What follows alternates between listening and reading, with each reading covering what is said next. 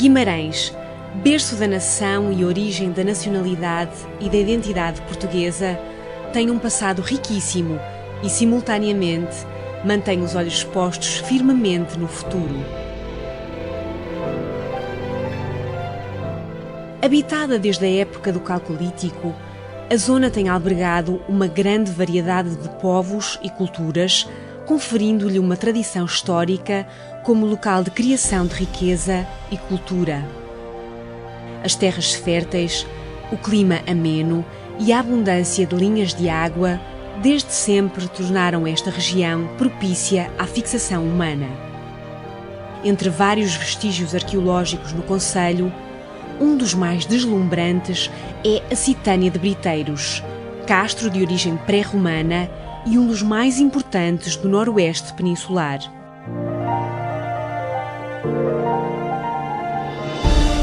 Localizada perto da Citânia de Briteiros, encontramos a estância termal de Caldas das Taipas, que teve o seu primeiro período áureo durante o Império Romano de Trajano Augusto.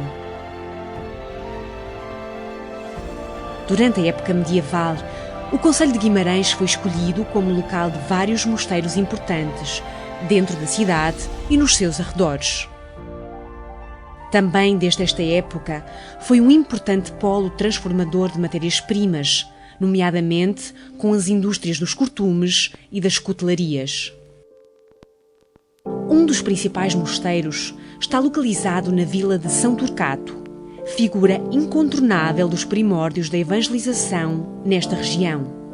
O seu mosteiro é palco de uma das maiores e mais concorridas romarias do Minho, a Romaria Grande de São Turcato. São Turcato é considerado por muitos ter sido o local da Batalha de São Mamede, e o seu campo da Ataca, cujo nome deriva do verbo atacar, integra um arranjo artístico monumental que celebra este acontecimento.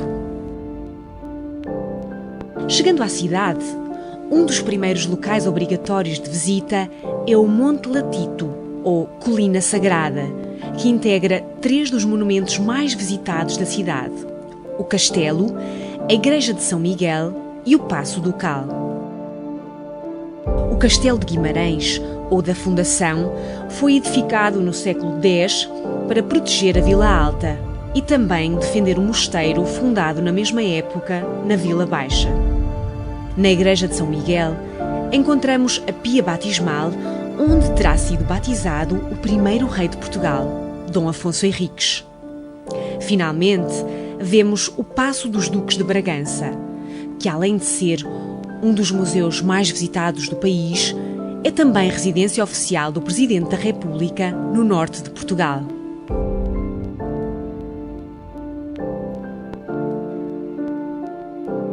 Descendo da Colina Sagrada para o centro histórico, pela Rua de Santa Maria, a mais medieval das ruas da cidade, que antigamente ligou o mosteiro com o castelo, encontramos um conjunto belíssimo de edifícios medievais, onde o traçado das ruas estreitas preserva a aura da vila medieval. A autenticidade da reabilitação física e a manutenção da população residente foram elementos fundamentais para a classificação do centro histórico como Património Cultural da Humanidade pela Unesco em 2001.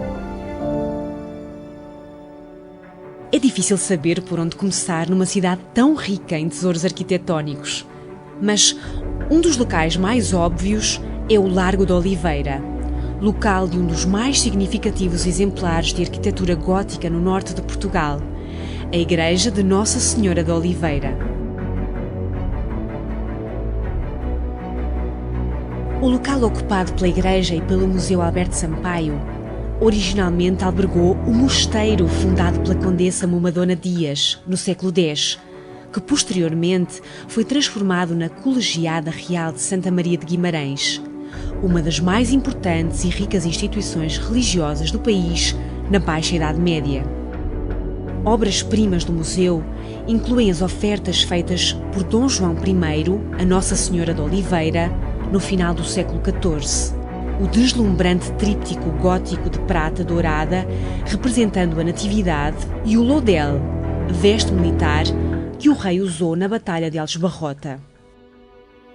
O Largo da Oliveira e a Praça de São Tiago, repletos de esplanadas, são dois dos lugares mais emblemáticos da cidade, reveladores de todo o esplendor de Guimarães medieval. As Freiras Clarissas do Convento de Santa Clara, cujo edifício é atualmente ocupado pela Câmara Municipal, eram mestres na preparação de doçaria, sendo o toucinho do céu e as tortas de Guimarães duas receitas originais ainda preservadas em alguns estabelecimentos comerciais.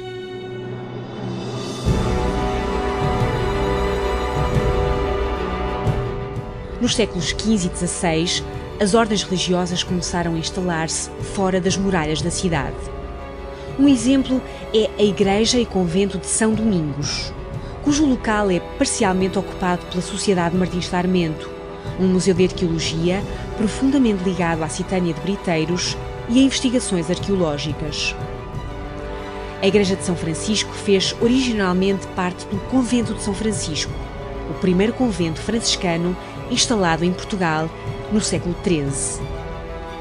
Na Colina da Penha encontramos o Mosteiro de Santa Marinha da Costa, cuja igreja original foi erguida pela Condessa Momadona e que foi transformado no século XVI num colégio universitário que, na altura, rivalizou com a Universidade de Coimbra.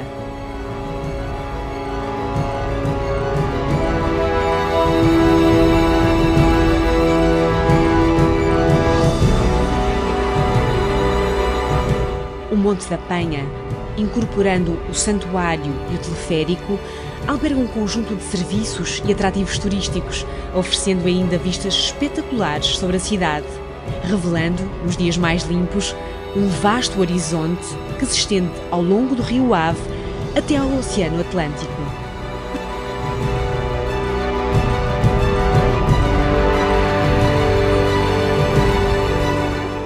O século XIX trouxe a Guimarães o que é hoje considerado ser a sua principal sala de visitas, a Praça do Toural, num local que foi usado desde o século XVII como local de venda de bois e outros bens.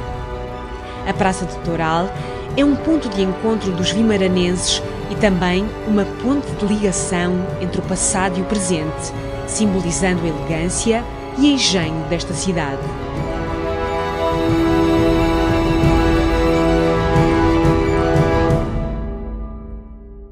Dentro da cidade, uma das principais zonas de produção industrial foi a zona de Couros, atravessada pelo rio Couros, onde podemos ver ainda hoje os antigos tanques de limpeza e tratamento das peles.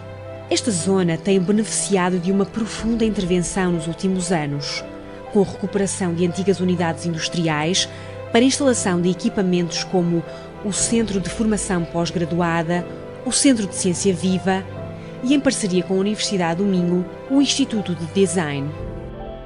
O principal polo da Universidade do Minho na cidade é o Campus de Azurém, que catalisa a produção de conhecimento na zona e o lançamento de novas iniciativas empresariais.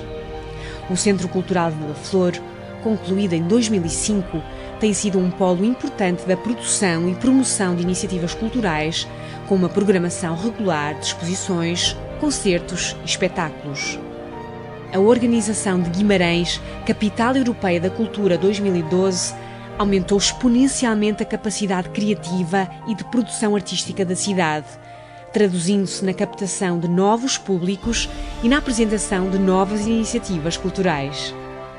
As novas infraestruturas criadas incluem, entre outros, a Plataforma das Artes e da Criatividade, que transformou o antigo mercado municipal num espaço multifuncional dedicado a atividades artísticas, culturais e oficinas de projetos ligados às artes e às indústrias criativas.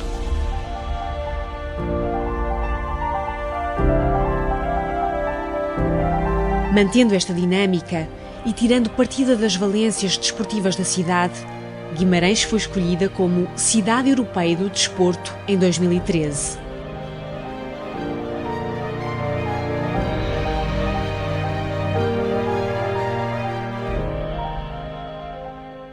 Com todos estes atrativos, a cidade de Guimarães e o seu centro histórico em particular são visitados por centenas de milhares de pessoas a cada ano. Guimarães não é só um local de ver e fotografar. É, sobretudo, um local que deve ser sentido, partilhando a vivência diária de uma cidade elegante e com um charme único. Quem visita Guimarães parte sempre com fortes laços de amizade e uma grande vontade de voltar.